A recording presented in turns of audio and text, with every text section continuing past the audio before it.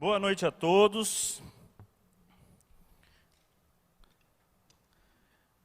É muito bom poder estar aqui com vocês.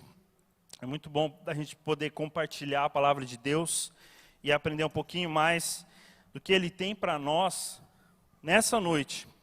Como você já deve ter visto, né, e já deve estar acompanhando a gente, hoje nós vamos falar um pouquinho sobre pequenas disciplinas e grandes resultados.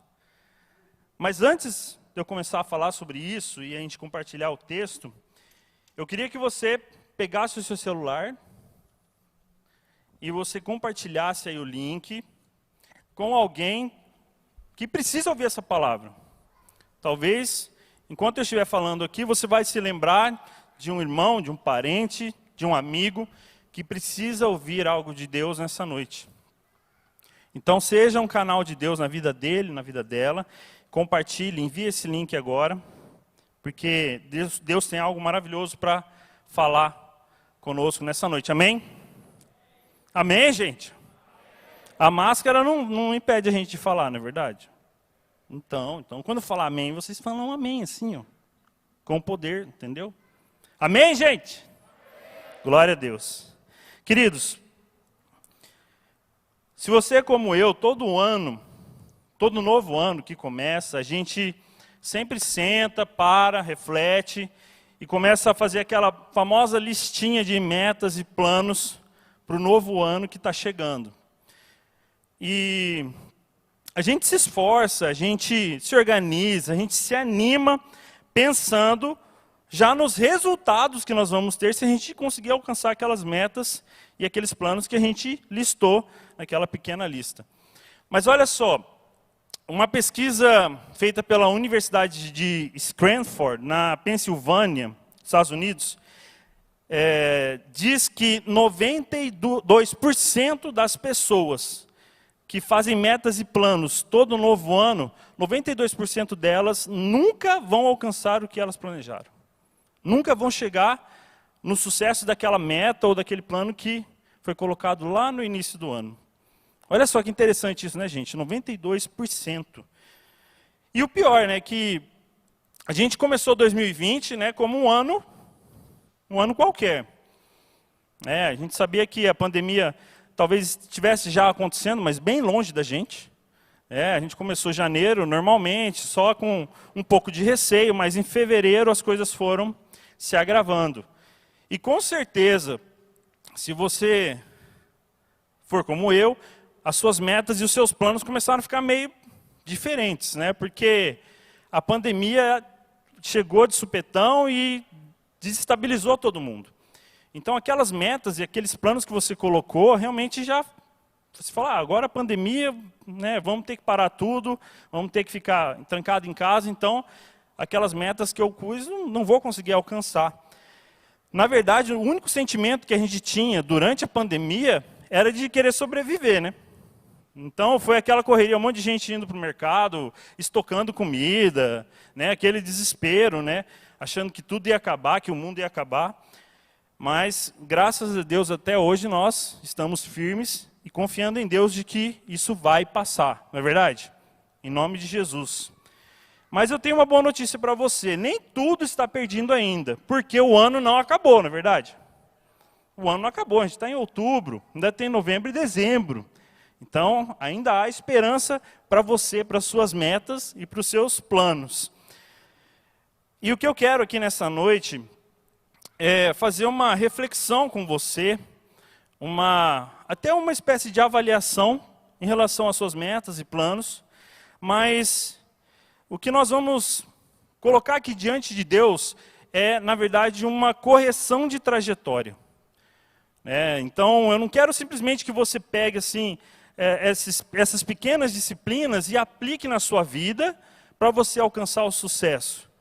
Eu quero que você redirecione as suas metas e os seus planos para o centro da vontade de Deus, para que você alcance sucesso, não pelas suas forças, mas pela força de Deus, pela vontade de Deus e pelo plano que Ele tem na sua vida.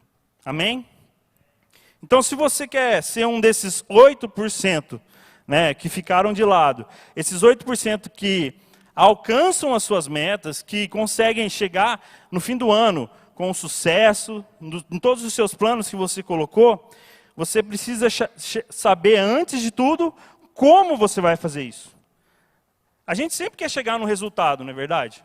A gente sempre quer chegar no final, mas a gente não sabe o que vai acontecer durante esse processo, em como eu vou conseguir alcançar esse resultado ou essa meta. Então, a primeira pergunta que eu faço para vocês nessa noite, para você que está aqui, para você que está me assistindo online, é: por que as pequenas disciplinas ou os hábitos importam tanto nas nossas vidas? Por que as pequenas disciplinas importam tanto na minha vida e na sua vida? Olha só que interessante o significado da palavra hábito. Eu peguei vários dicionários aqui e coloquei aqui para a gente entender um pouquinho melhor. Ó. Hábito é aquilo que se faz regularmente. É um procedimento repetitivo que conduz a uma prática. É a disposição de agir constantemente, de certo modo, é uma prática frequente. Interessante isso, né, gente? A gente ouve essa palavra, hábito, a gente não se atenta à profundidade que ela pode ter nas nossas vidas. E, na verdade, quando eu estava pensando em falar alguma coisa aqui, em ministrar algo aqui, isso veio à tona antes, mais ou menos uns 10 dias antes, quando o Mateus, meu querido amigo, discípulo amado, meu parceiro, me convidou para participar de um plano do pastor Craig Groeschel, e um plano que chamava Habits, né? E esse plano ele faz cada dia, ele usa uma letra, e cada dia essa letra diz algo sobre um hábito que você tem que ter para alcançar o sucesso em Deus. Então, agradeço ao meu amigo, você foi grandemente usado por Deus, Mateus novamente, né, de novo. Mas essa palavra ela foi baseada neste devocional, que falou muito comigo, falou muito ao meu coração, e eu queria compartilhar com vocês. E uma das coisas muito legais que eu li e compreendi do pastor Craig Groeschel é uma frase que ele diz assim: as pessoas de sucesso fazem consistentemente, enquanto as outras pessoas fazem ocasionalmente. Então, se você lembrar aqui um pouquinho daquele significado da palavra hábito, você vai ver que essa questão da consistência faz toda a diferença na minha vida e na sua vida. Então, eu vou responder aquela pergunta que eu te fiz. Os hábitos são importantes. As pequenas disciplinas são muito importantes na sua vida. E eu estou dizendo isso não apenas em uma área específica, mas em todas as áreas da sua vida, essas pequenas disciplinas podem fazer grande diferença. Se a gente parar um pouquinho para pensar, existem alguns grandes exemplos de homens que tiveram pequenos hábitos, pequenas disciplinas, que geraram grandes resultados na Bíblia. Jesus, o nosso grande exemplo, o nosso maior exemplo, foi um homem que praticou pequenas disciplinas e teve grandes resultados. Se você se lembra comigo de algumas passagens que a gente lê, onde Jesus passava e a multidão vinha atrás, os textos falam que Jesus se retirava da multidão. Se retirava da multidão para ter o seu momento de intimidade com Deus, ter o seu momento de oração. Então, ele tinha um hábito de buscar a Deus todos os dias. E ele não tinha uma desculpa de ficar falando assim: ah não, Deus, mas eu não tenho tempo para orar agora, eu tenho que atender as pessoas. Ah não, Senhor, Pedro está aqui no meu ouvido, me enchendo a paciência o tempo todo, e eu tenho que cuidar dele. Ele não dava esse tipo de desculpa para Deus. Ele pegava aquele momento, aquele pequeno momento que ele tinha, e constantemente se encontrava com Deus. Não somente Jesus, mas o próprio apóstolo Paulo. A Bíblia fala que ele tinha a disciplina de ir ao templo, compartilhar o evangelho com outras pessoas que não conheciam a Deus. Paulo tinha essa disciplina também, esse hábito de ir ao templo constantemente para falar mais sobre quem era Deus e quem era Jesus. Aí você pode estar aí pensando comigo, né? Tá bom, Luiz. Eu já ouvi muita gente falar sobre, isso faz diferença na sua vida. Como, se você fizer isso, você vai alcançar o sucesso. Gente, essa palavra não é uma palavra motivacional, tá? Você vai entender por que depois. Mas se você está achando que você já entendeu tudo, beleza, a graça do Senhor, vai na paz, meu irmão, né? Eu faço oração de bênção aqui, você pode sair. Mas você e eu sabemos que mudança de hábito, que você aplicar pequenas disciplinas na vida é muito mais difícil do que apenas compreender que elas são importantes. É muito mais difícil. Então eu queria compartilhar um texto com vocês. Se você puder abrir a Bíblia comigo, em Romanos 7. Nós vamos começar a ler a partir do versículo 15.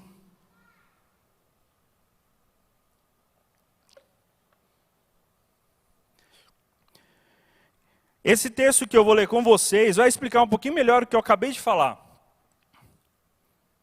Que não é fácil a gente mudar coisas nas nossas vidas, não é fácil a gente aplicar novos hábitos ou novas disciplinas saudáveis. E Paulo sabia muito bem disso. Vocês já abriram aí? Estão aí comigo?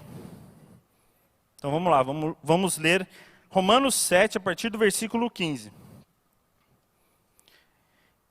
Eu estou lendo a Bíblia aqui na nova tradução da linguagem de hoje, tá, gente? Então pode ficar um pouquinho diferente que a sua. Eu não entendo o que eu faço, pois não faço o que gostaria de fazer. Pelo contrário, faço justamente aquilo que odeio. Se faço o que não quero, isso prova que reconheço que a lei diz o que é certo.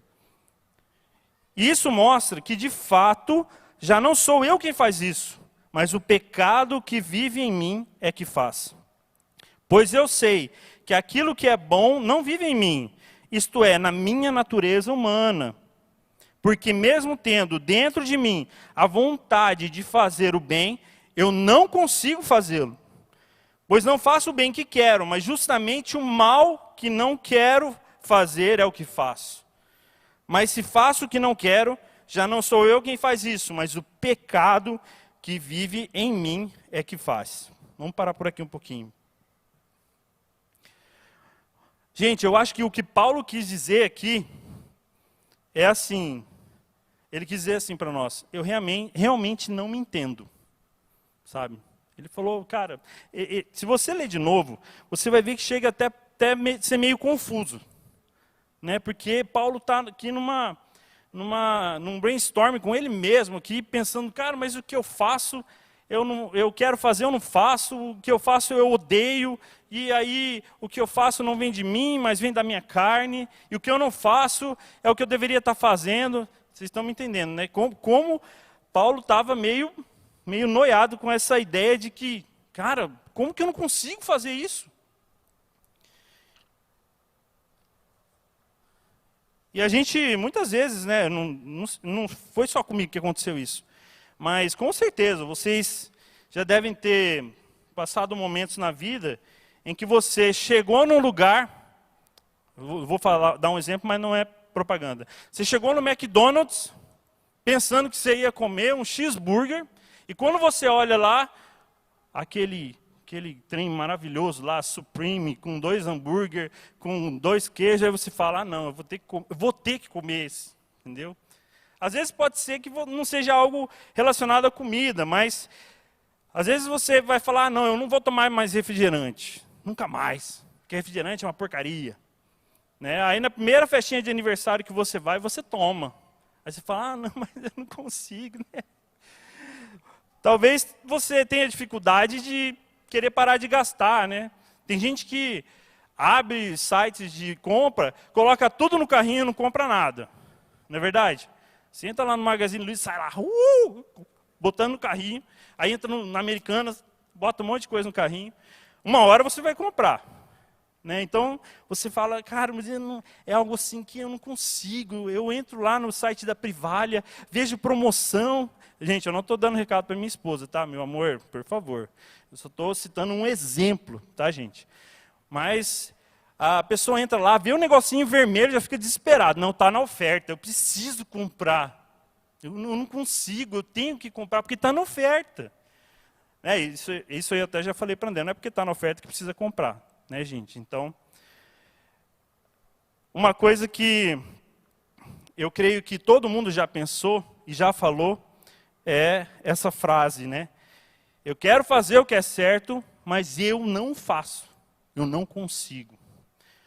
Mas é interessante que Paulo, ele, nesse mesmo texto, ele, além de fazer todo esse questionamento com ele mesmo, ele, mais para frente, no versículo 24, ele diz assim, que miserável homem eu sou.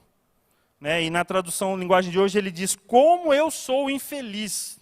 Eu sou um infeliz, porque o que eu quero fazer, eu não faço. E o que eu faço é o que eu não quero fazer. Então a gente vê aqui que Paulo já começou a relacionar as atitudes dele, as ações que ele tinha com a própria identidade dele. Ele já não estava falando das coisas que ele fazia, mas ele estava falando de quem ele era. Ele falou, eu sou um miserável, eu sou um infeliz. Só que logo depois, no versículo 25, se você continuar lendo o texto, ele vai dizer que, ele vai fazer esse questionamento, né? Mas quem vai me livrar desse corpo pecaminoso? Quem vai me livrar desse pecado que me leva à morte? E ele mesmo responde, o único que pode trazer mudança real é Cristo Jesus. O único. Amém? O único que pode transformar as nossas vidas é Jesus. Ele é a nossa força, Ele é a nossa esperança. Não importa o que você é, o que você foi, onde você está, onde você esteve, não importa.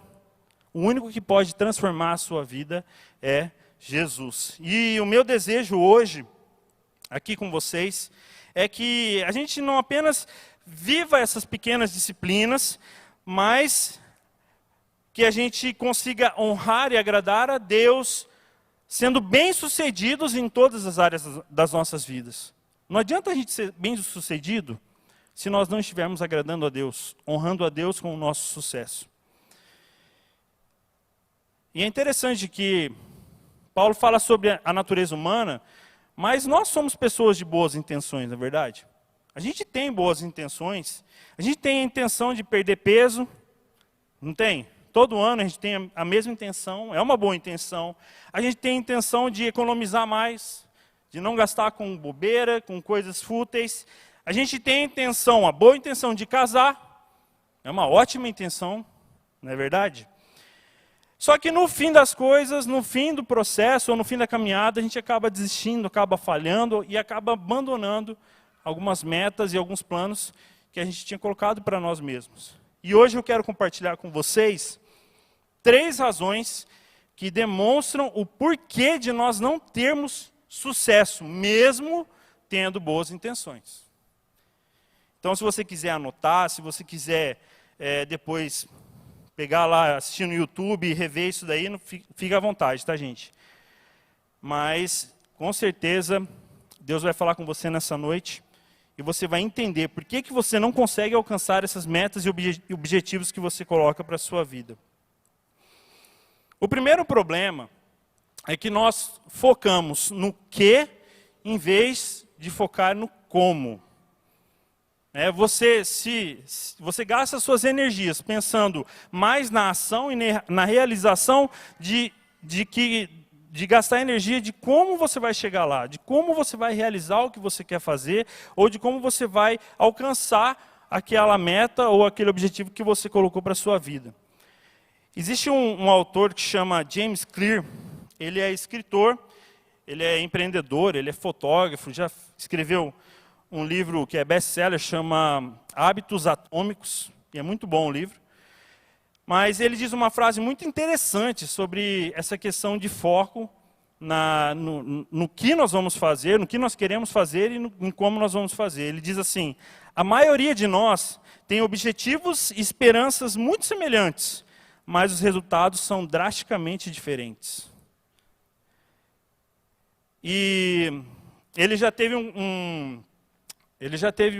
uma parte da sua vida mais próximo dos esportes, e ele também fez uma análise bem legal sobre isso, mas teve uma frase que ele disse que destacou muito aos meus olhos, e ele diz assim, os vitoriosos e os perdedores geralmente têm o mesmo objetivo. as metas não determinam o sucesso, mas os sistemas determinam o sucesso. E quando eu li essa frase, eu me lembrei muito do esporte em si, mas como a gente está aí nos playoffs do Lakers e do Miami Heat, né, a gente está assistindo os jogos lá em casa com as crianças, inclusive o último jogo ontem foi lindo, maravilhoso. Eu parei um pouquinho para pensar sobre essa questão de quem ganha e quem perde. Porque todo jogo que você participa ou você assiste, os dois times entram para ganhar. Não é verdade? Eu acho que nenhum time entra e fala, beleza, hoje nós vamos tomar 2 gols, gente. Olha aí que beleza. Ninguém entra num campeonato, num jogo, pensando assim. Todo mundo entra com o mesmo objetivo. Nós vamos dar o melhor e nós vamos ganhar. E quando eu me lembrei disso e assistindo ao jogo depois, eu fiquei ouvindo os comentários, né, de quem estava narrando o jogo, falando um pouquinho sobre o Jimmy Butler. E ele foi um cara que se despontou no Miami Heat, mas ele já tinha passado por vários outros times antes. E ouvindo uma análise, um comentário de um jornalista sobre a vida dele, eu entendi por que esse cara se destacou tanto no time dele. Por que ele praticamente carregou o Miami Heat nas costas até chegar aos playoffs. E esse jornalista ele explicou que em todos os times que ele passou, por todos os times que ele jogou, as pessoas acusaram ele de que ele tinha uma ética de trabalho tóxica. E que eles não conseguiam trabalhar com ele. E além disso, né, ele entrou numa polêmica, uma temporada atrás, onde ele chegou a criticar 2 jogadores muito importantes do time dele. Ele criticou e ele, de uma certa forma, até os corrigiu na frente das pessoas. Então ele foi duramente criticado, não só pela mídia, mas também no meio da NBA. E quando perguntaram para ele por que ele fez isso, por que ele chegou e falou desse jeito com os próprios colegas, ele explicou, olha, tem vários tipos de liderança. A minha liderança é exigente. Então, se ele quer jogar, mas não quer dar o melhor de si, então ele não precisa jogar. E depois, ouvindo um pouquinho mais sobre essa análise da vida dele, o jornalista disse que logo que ele entrou no Miami Heat, ele começou a treinar às 3 da manhã. Eles ficaram sabendo que ele estava treinando às 3 da manhã porque os vizinhos começaram a reclamar, a ouvir barulho de bola lá na bolha e começaram a reclamar. E quando perguntaram isso para ele disse uma frase bem legal. Ele falou assim, olha, eu não tenho o talento que esses caras têm, então eu preciso me esforçar mais. E é interessante isso, né, gente? Porque ele foi um cara que realmente tinha objetivo, ele que tem o objetivo de ganhar o campeonato. E ele ainda está com esse objetivo. Se você assistir os jogos, você vai ver. Mas existia um processo, existia um sistema que ele se esforçou, que ele batalhou, que ele foi atrás. Então essa frase tem tudo a ver com o que a gente está falando hoje. A vitória ou a derrota depende muito mais do sistema do que simplesmente do resultado. E para te dar um exemplo mais prático dentro da nossa realidade e dentro da própria palavra de Deus, eu me lembro muito de Daniel. Daniel foi um jovem que se destacou aonde estava, se destacou como um homem de Deus, mas ele tinha vários hábitos, ele tinha pequenas disciplinas que faziam com que ele fosse diferente de outras pessoas. Quando você lê o livro de Daniel, você vê que Daniel não foi um cara que ia lá e se deleitava, se aproveitava dos manjares do rei. Fora disso, ele ia lá e comia a saladinha dele, os legumes dele e ficava de boa. Além disso, um dos sistemas que Daniel tinha era a oração. Ele orava 3 vezes ao dia. Ele tinha um processo, ele tinha um sistema infalível para que ele continuasse tendo intimidade com Deus. Então, muitas vezes a gente quer, com todas as forças, mudar os nossos resultados.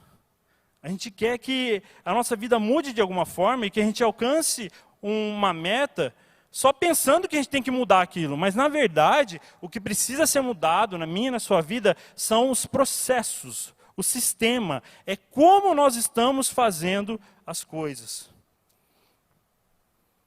Olha só que interessante essa frase aqui, que você já deve ter ouvido, de Albert Einstein. Insanidade é continuar fazendo sempre a mesma coisa e esperar os resultados diferentes.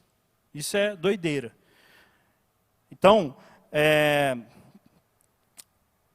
mudando um pouquinho essa frase, eu acho que a gente poderia colocar assim: se consertarmos a maneira como nós vivemos, as pequenas disciplinas, ou os pequenos hábitos, em nossas vidas vão ajustar os resultados. Vocês entenderam, gente? Vocês estão comigo aí? Se você conseguir ajustar essas pequenas disciplinas, você conseguir aplicar isso na sua vida, com certeza os resultados vão ser diferentes. Outra coisa que atrapalha muito a gente, quando a gente define essas metas e a gente não consegue alcançá-las, é o desejo de progresso muito rápido. Eu não sei se você já teve essa experiência, mas você pode ter começado a fazer um exercício com a intenção de perder alguns quilinhos, e você vai lá uma semana, na primeira semana você fala, não, eu vou fazer, aí na segunda semana você faz, aí quando você sobe na balança, você emagreceu 50 gramas. Aí o que você faz? Erradamente, erroneamente, como eu já fiz também, você fala, isso aqui não funciona, gente, eu não vou fazer isso. Eu me esforcei, eu suei, e não deu em nada. Então, por que eu vou fazer? Gente, isso é um grande erro, porque a gente não pode descartar que esses pequenos detalhes, essas pequenas disciplinas, esses pequenos esforços que nós fazemos, eles não vão dar em nada. E eu não estou falando somente de perder peso ou você ficar mais saudável, mas eu posso te dar alguns outros exemplos, E não só de boas ações, porque isso foi uma boa ação. Você tinha boas intenções e se colocou, se sacrificou para tentar perder peso. Mas em más ações isso também funciona. Se você tiver um hábito prejudicial na sua vida, isso também vai funcionar, só que da maneira inversa. Talvez você já tenha ficado acordado até a madrugada, lá com o seu celular na mão, assistindo vídeos inúteis do YouTube, não é verdade? Ou fui só eu que fiz isso alguma vez na vida? E aí quando você vê, está saindo, raiando o dia e você estava lá assistindo um atrás do outro, ou no Instagram que seja. Eu estou falando de mim, tá, gente? Eu não estou falando de vocês. Outra coisa que pode acontecer também é de você ficar jogando 3 horas de videogame, e a sua esposa não está feliz ali do seu lado, mas ela não te deixou ainda, Ela está ali do seu lado, ela não está feliz, mas ela está ali ainda, Isso aí também é um hábito bem perigoso de você fazer. Outro hábito pequeno, mas que você pode ter feito também é colar na prova. Você, em algum momento da vida, colou na prova, fez alguma coisinha lá, pediu a resposta para alguém, tirou uma nota boa e passou. Beleza, não, mas... Aí a gente acaba justificando sempre, Não, mas eu estava com preguiça de estudar mesmo, então, beleza, já passei. Você pode também ter feito aquela ação, aquela má ação, de comer 1/3 da caixa de bombom de uma vez, e achar que aquilo ali não está de boa, não me fez nada, não está de boa, não vai fazer diferença nenhuma. Então, gente, essas pequenas ações, essas pequenas más ações também podem gerar consequências graves, não somente na minha vida, mas na sua vida. E por que a gente sempre quer resultados rápidos? Porque a gente desconfia que essas consequências nunca são imediatas. O fato de você comer um pouquinho de sorvete todo dia, não, isso não vai trazer uma consequência imediata para mim. Imediata não. Só que, presta atenção, gente. A vida, ela é feita da soma total das nossas escolhas. Não são só aqueles pequenos momentos que você escolheu fazer algo de errado ou algo certo. A vida, ela é uma somatória de todas essas escolhas, sejam elas boas ou elas ruins. Então, todas elas importam. Todas elas importam muito. Interessante que quando você vê alguém que alcançou sucesso em alguma área específica, você olha para aquela pessoa e fala, olha, cara, olha onde aquele cara chegou, né? Olha o que ele está fazendo hoje, né? Olha o quanto ele tem hoje. Só que a gente não entende como essa pessoa chegou lá, né? A gente não vê, porque não foi algo visível. O sacrifício que ela fez, a pequena disciplina que ela teve durante anos, anos e anos para alcançar aquele sucesso, não foi visto por nós. Mas a gente costuma questionar isso. Olha lá, a pessoa está lá com 500 mil seguidores, o que ela fez? Então a gente tem esse costume, essa mania de ficar questionando as escolhas, ficar questionando o sucesso dos outros também. E uma coisa que nós precisamos entender é que essas escolhas, esses pequenos hábitos, essas pequenas escolhas, elas estão sendo armazenadas na sua vida. Então, uma hora, com certeza, isso pode trazer uma consequência ou isso pode trazer um resultado muito bom. É um grande exemplo que a gente pode ver e até fazer uma espécie de comparação, é com a água.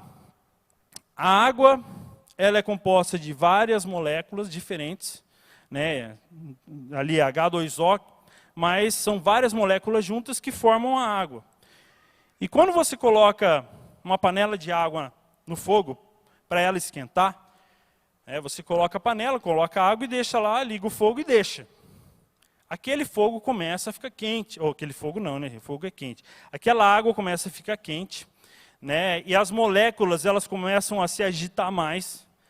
E quanto mais quente fica, mais aquilo fica agitado. Mas existe um detalhe muito grande nisso, que enquanto a água estiver até 99 graus, nada vai acontecer ali. Ela não vai começar a borbulhar, ela não vai fazer nada. Ela, até 99 graus, as moléculas estão ali trabalhando, mas não ferveu a água ainda. Mas quando chega nos 100 graus, a água começa a ferver.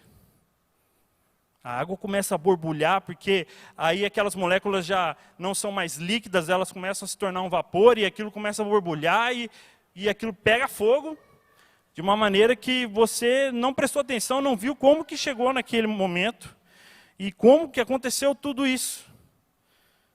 O pastor Craig Groeschel, ele fala uma frase bem legal, que fala um pouquinho sobre essa comparação que a gente fez com a água. Ele diz assim, são as coisas que ninguém vê que trazem o resultado que todos querem. Então, talvez você está fazendo escolhas na sua vida e você está armazenando isso. Você está colocando isso dentro de você, esses hábitos, essas pequenas disciplinas. Uma hora, isso vai entrar em ebulição. Uma hora, meu amigo, minha irmã, isso vai entrar em ebulição. Então, se você estiver cada vez mais buscando ter hábitos saudáveis, buscando ter pequenas disciplinas que te ajudem a compreender mais o que Deus tem para você, uma hora essa vontade vai se concretizar na sua vida em nome de Jesus. Amém? E olha só o que Paulo diz em Gálatas 6:9.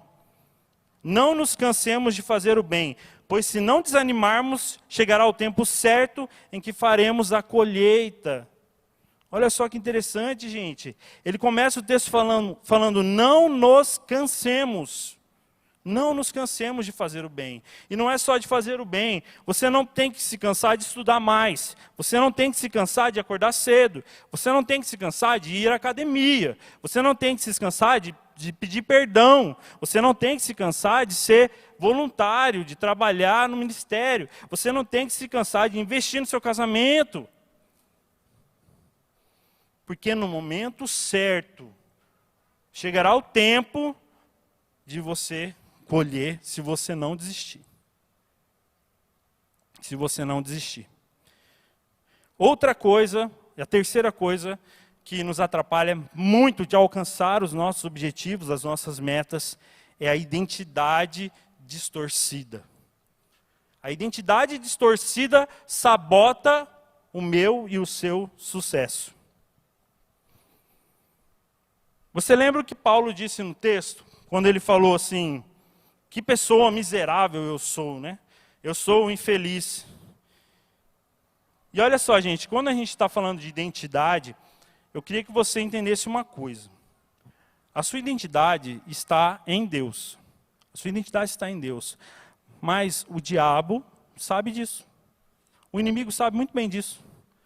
Na verdade, o inimigo sabe mais de quem é você em Deus do que você mesmo. Porque ele está comprometido a destruir a sua identidade todos os dias.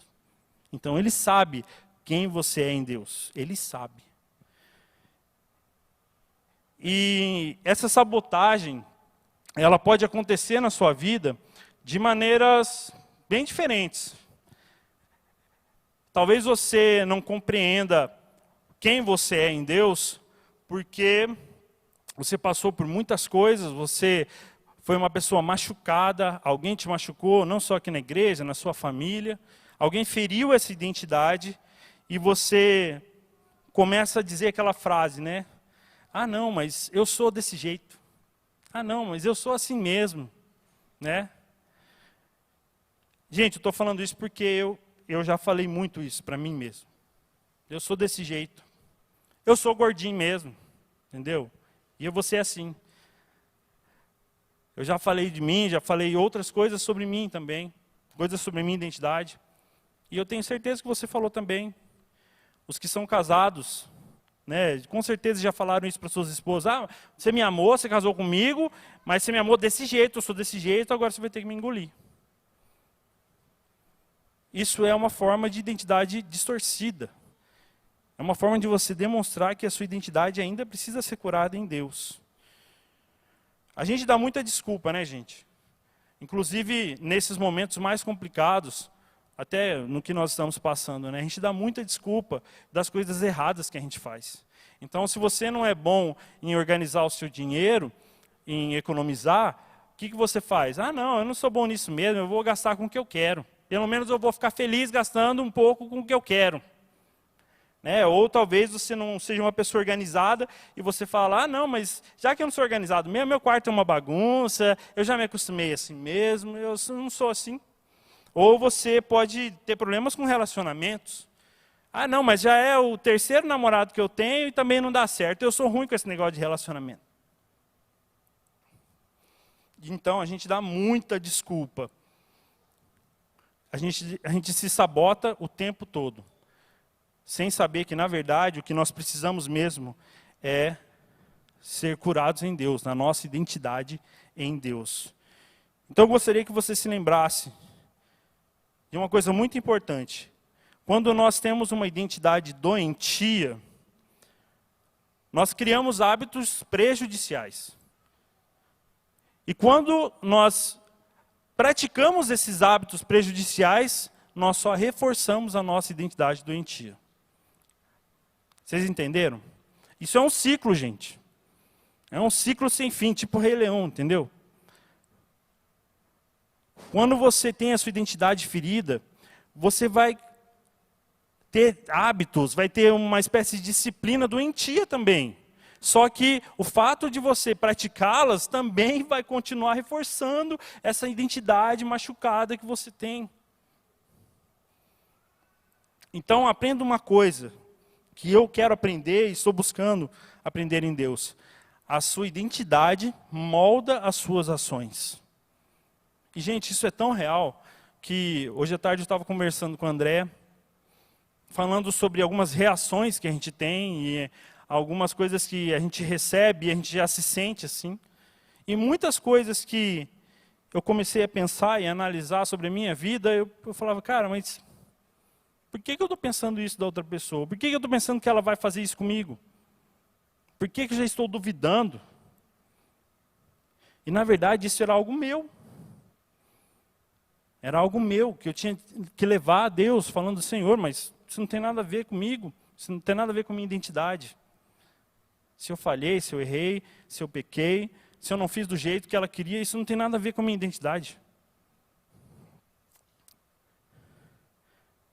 E da mesma forma que essa identidade doentia gera hábitos prejudiciais, a identidade saudável cria hábitos positivos na sua vida. E os hábitos saudáveis vão reforçar essa identidade saudável que você tem em Deus. Então também é um ciclo. O mesmo ciclo que pode te destruir é o ciclo que pode te levar a grandes resultados e te levar ao sucesso em todas as suas áreas. Então qual é o problema aqui, gente? O problema é que muitas vezes a gente não sabe quem a gente é em Deus. E a gente fica procrastinando, a gente fica reclamando, falando que a gente não consegue, que isso não é para mim, quando o primeiro lugar que nós precisamos nos achar é em Deus. Nós precisamos firmar a nossa identidade em Deus. E é por isso que essa frase tem que sair da sua vida, tem que sair da minha vida. Essa frase, eu sou assim mesmo, eu não consigo. Gente, isso tem que sair da sua vida. Você não pode falar isso. Porque você tem dentro de si o poder do Espírito Santo. Você tem a vida de Cristo dentro de você. Se existe alguém que pode transformar a sua vida, te dar poder para mudar alguma coisa, é Jesus. E se você não acredita nisso ainda, comece a acreditar a partir de hoje. Amém? Olha só o que Romanos 6, versículo 6 diz. Pois sabemos que a nossa velha natureza pecadora já foi morta com Cristo na cruz, a fim de que o nosso eu, pecador, fosse morto. E assim não sejamos mais escravos do pecado, pois quem morre fica livre do poder do pecado. Se já morremos com Cristo, cremos que também viveremos com Ele. Gente, olha que coisa linda isso. O que isso quer dizer? Isso quer dizer que o que Paulo colocou ali para nós, que o que eu quero eu não faço, o que eu quero eu faço, não é real em Jesus. Não é real, porque quem vive em nós é Ele. Ele vive em nós. Nós já morremos com Ele. A nossa natureza carnal já morreu na cruz. Jesus está em você. Jesus está em você. Creia nisso em nome de Jesus. Então eu gostaria que você agisse de maneira diferente. Talvez você possa compartilhar com alguém do seu pequeno grupo, ou algum amigo, algum irmão, mas eu queria que você conversasse sobre isso e começasse pensando em quem você quer se tornar. Não no que você quer alcançar. Não aonde você quer chegar. Primeiro nós precisamos entender quem nós somos e quem nós queremos ser daqui para frente.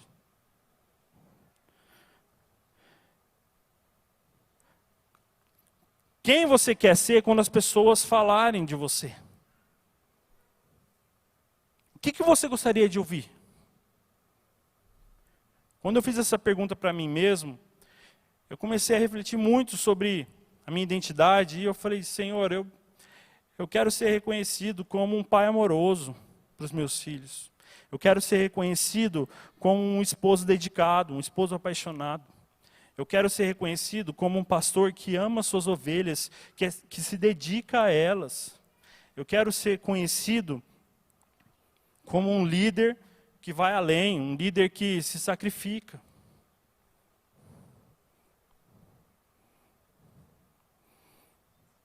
Quem você quer ser a partir de hoje? Eu queria orar pela sua vida e pela minha vida também. Então eu gostaria que você fechasse seus olhos nesse momento.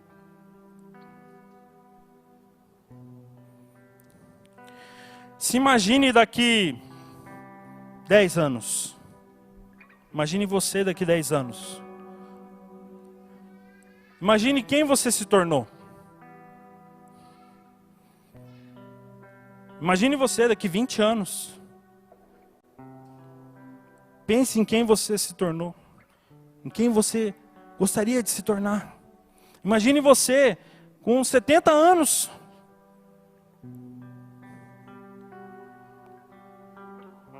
Imagine quem você quer ser quando tiver com 70 anos.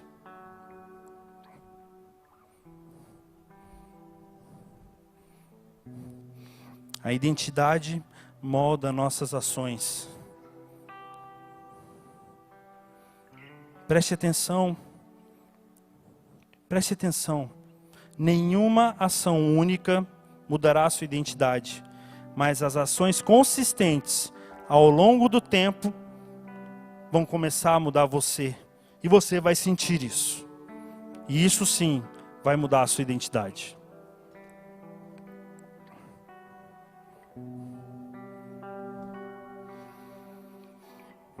Senhor, nós queremos nos colocar diante de Ti. Senhor, nós cantamos aqui, nós falamos para o Senhor que nós queremos algo novo, mas nós não temos dimensão do que o Senhor pode fazer.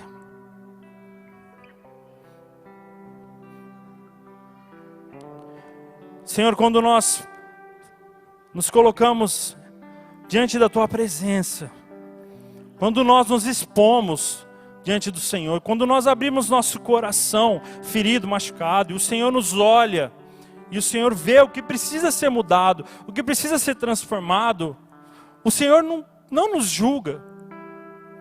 Pelo contrário, o seu maior desejo, o teu maior desejo é curar as nossas feridas, é curar a nossa identidade. O seu maior desejo é ver que nós não somos mais viciados em pornografia. O seu maior desejo é ver que nós não estamos mais endividados, entrando em uma dívida atrás da outra. O seu maior desejo é ver que nós nos tornamos homens segundo o teu coração,